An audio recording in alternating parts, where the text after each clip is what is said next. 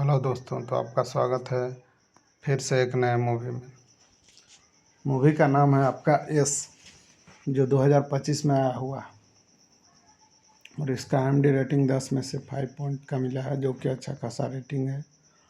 और इसका release date है आपका 21 मार्च 2025। दोस्तों, ये मूवी में ना, इस मूवी का सारांश है ना कि एक लघु फिल्म है जो कि एक भावनात्मक और रहस्यमय कहानी प्रस्तुत करती है। यह फिल्म ऐसे व्यक्ति की कहानी है जो अतीत के दर्दनाक अनुभवों और अपराधबोध से जूझ रहा होता है। फिल्म में आग, राख और पुनर्जन्म जैसे प्रतीक के माध्यम से आत्म प्रायश्चित और मुक्ति का संदेश दिया गया है। इसका मूड गंभीर और प्रतीकात्मक होता है और यह दर्शक को सोचने पर मजबूर करता है कि कैसे हमारे किए गए कर्म हमें अंदर ही अंदर जला सकते हैं जब तक हम सच्चाई का सामना नहीं करते हैं। इसका एक शॉर्ट था दोस्तों। तो ये मूवी शुरू होता है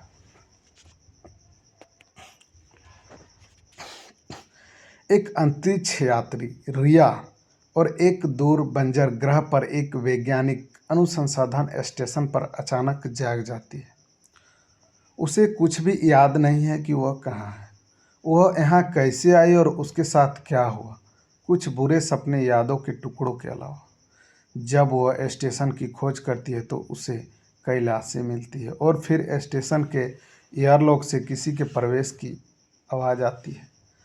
आगमन पर घात लगाकर बैठी रिया को पता चलता है कि यह एक आदमी है जिसका नाम ब्रायन है, जो उसे जानता है और उससे संकट की कॉल मिलने के बाद यहाँ आया। रिया और ब्रायन की जांच के दौरान कभी कभी फ्लैशबैक के साथ यह पता चलता है कि रिया, ब्रायन और मृतक चालक दल आदि चालक दल का कमांड अधिकारी केविन, रिया का प्रेमी क्लार्क और डेविस नए रहने योग्य ग्रहों की खोज के लिए पृथ्वी से कई खोज अभियानों का हिस्सा थे। अन्य 6 अभियानों के खो जाने के साथ न्यूनतम खोज जिस ग्रह पर हुए हैं, जिसे KOI 442 नाम दिया गया है और केविन द्वारा एस उपनाम दिया गया है, सफलता के लिए पृथ्वी की आखिरी उम्मीद है। जबकि अन्य ग्रहों के किनारे के स्टेशन पर रहते थे, ब्रायन पृथ्वी के साथ संपर्क बनाए रखने और चालक दल की प्रगति की निगरानी करने के लिए कक्षा में दूसरे स्टेशन पर रहा। क्लार्क मृतकों में से एकमात्र चालक दल का सदस्य जो नहीं मिला का पता लगाने की असफल कोशिश के बाद रिया और ब्रायन 12 घंटे के भीतर वो कक्ष को छोड़ के सुविधा तक पहुंचने की तैयारी करते हैं। क्योंकि ग्राउंड स्टेशन की प्रणाली में समझौता किया गया था और जीवन समर्थक विफल हो रहा था, रिया को चालक दल के भयानक रूप के मारने के अधिकार फ्लैशबैक का अनुभव होने लगता है, जिससे उससे अपने हाथों से भी मृत्यु शामिल है। और उल्कापिंड तूफान के दौरान स्टेशन की प्रणाली पतवार में सेंध लगाती है। दरार को सील टकराने के लिए काम करते समय रिया को रखरखाव सॉफ्ट के अंदर किसी के नहाने के संकेत मिलते हैं और अपने फ्लैशबैक के आधार पर उसे संदेश होता है कि क्लार्क अभी भी जीवित है और किसी अज्ञात चीज़ से संक्रमित हो गई थी, जिसके कारण वह मानसिक रूप से बीमार हो गई थी।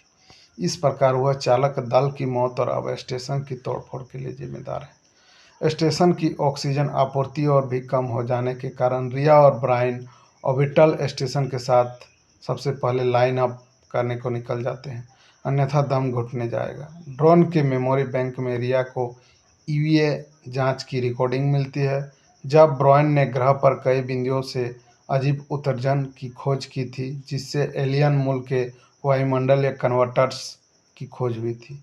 जब डेविस एक कन्वर्टर के सॉफ्ट में उतरा तो वह मारा गया।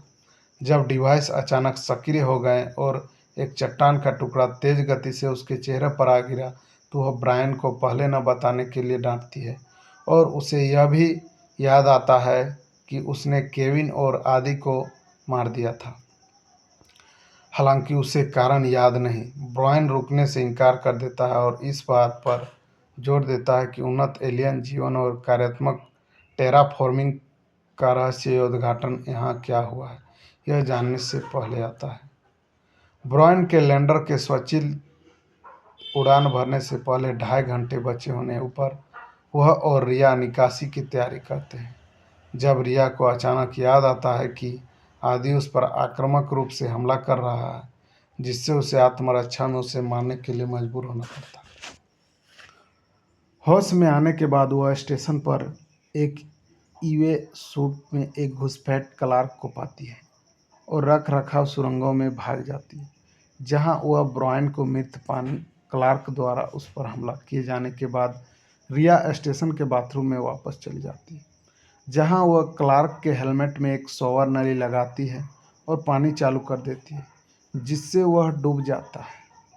लेकिन क्लार्क के शरीर को स्कैन करने पर रिया को उसके शरीर में संक्रमण का कोई निशान नहीं मिलता और कक्ष लाइनअप के आसन होने के साथ वह लैंडर के लिए इस खोज के बाद रिया को यह जानकर आश्चर्य होता है कि वह संक्रमित और स्टेशन पर ब्रायन की उपस्थिति सिर्फ एक भ्रम है, जो उसके अंदर रहने वाले नैनो टेक्नोलॉजी परजीवी के कारण हुआ है। केविन द्वारा अनजाने में एक विदेश अक्सेरुकी को ग्राउंड स्टेशन पर लाया गया था और उसने इसके मेनफ्रेम और एयरलॉक को संक्रमित कर दिया था, जिससे ओवरटन से संपर्क टूट गया था और ब्रायन को नीचे आने के लिए मजबूर होना पड़ा। लेकिन रिया ने जांच करने और टेराफॉर्मिंग तकनीक को पुनः प्राप्त करने के लिए रुकने पर जोर दिया। एलियन पर शोध करते समय उसने पाया कि यह परजीवी से संक्रमित है, जो टूट गया और अहदी को संक्रमित कर दिया, जिससे उसने बाकी क्रू पर हमला कर दिया। जब केविन ने आदि को मार दिया तो परजीवी ने उसे छोड़ दिया और केविन को संक्रमित कर दिया, जिसने भागते हुए ब्रायन का रख रखाव सॉफ्ट में पीछा किया और उसे वहीं मार दिया। क्लार्क को लैंडर की सुरक्षा में भेजने के बाद रिया एलियन का सामना करने के लिए पीछे रह गई और केविन को मार डाला, जिसके बाद परजीवी ने उसे संक्रमित कर दिया और इससे पहले कि यह पूरी तरह से उस पर हावी हो जाए, खुद को मारने की कोशिश में रिया ने स्टेशन के बीमार डिब्बे में पोटेशियम साइनाइड निकाल लिया। लेकिन परजीवी द्वारा विष को बेअसर कर दिए जाने के बाद वह बच गई। जब क्लार्क बाद में वापस लौटा तो रिया ने गलती से उसे मार दिया, क्योंकि उन दोनों को लगा कि एक दूसरे पर विष का साया है। परजीवी को सूचित करता है कि उसकी जाति ने मनुष्यों द्वारा उसे खोजे जाने से पहले इस ग्रह पर दावा किया है। चूँकि उसने मानव जाति को एक अक्षम जीवन रूप पाया है, इसलिए उसके साथ विलय करने और उसके विकसित करने का विकल्प चुना है। समर्पण करने से इनकार करते हुए उसने स्टेशन के मेडबोर्ड द्वारा परजीवी को निकाल दिया, लेकिन यह ब्रायन की लाश को संक्रमित और पुनर्जीवित करता है और उस पर हमला करता है। रिया इस वेल्डिंग टॉर्च से मार देती है और जलते हुए स्टेशन से बाहर निकलने के बाद वह लैंडर को पूर्ण संचालन में बाहर करती है और ऑर्बिटल सुविधा की ओर उड़ान भरती है, जो हालांकि पहले से उन परजीवियों से संक्रमित होती है। और ये मूवी यहाँ पर ख़त्म हो जाता है। दोस्तों, ये मूवी ना आपका हॉरर है, साइंटिफिक और थ्रिलर मूवी है। अगर आप लोग इस तरह का मूवी देखना पसंद करते हैं तो ऑल फिल्म एक्सप्लेन हिंदी को लाइक, कमेंट, सब्सक्राइब और शेयर करना नहीं